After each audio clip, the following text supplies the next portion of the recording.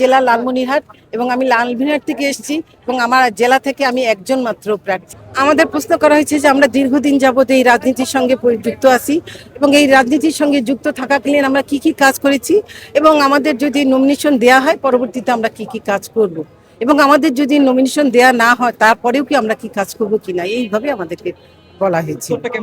আমাদের উত্তরটা ছিল যে আমরা দীর্ঘদিন প্রায় দীর্ঘ 32 বছর যে যার বয়স যেরকম সেভাবেই বলেছি যে আমরা যেভাবে কাজ করেছি তা আমরা কাজ করেছি এবং আগামীতেও আমরা কাজ করে যাব, দেশের জন্য দশের জন্য কাজ করে যাব, এটাই আমাদের প্রতিজ্ঞা। আমার প্রত্যাশা তো 100-এ 100, যেহেতু আমি লালমনিরহাট জেলা থেকে একজন প্রার্থী, সেই কারণে আমি মনে করি যে আমাকে দল অবশ্যই মনোনীত আমাদের প্রাইম মিনিস্টার মহোদয় করেছেন। না অবশ্যই করবে না কেন? আমি কারো কথা বলতে পারি না, আমি ব্যক্তিগত কথা বলবো যে আমি এতদিন কাজ করেছি এবং আগামীতেও করবো। আমি তো হ্যাপি, কেননা আমি আমার জেলা লালমনিরহাট এবং আমি লালমনিরহাট থেকে এসেছি এবং আমার জেলা থেকে আমি একজন মাত্র প্রার্থী, আমি মনোনয়ন পত্র নিয়েছি এবং আজকে ইন্টারভিউ দিলাম, আমি একজন।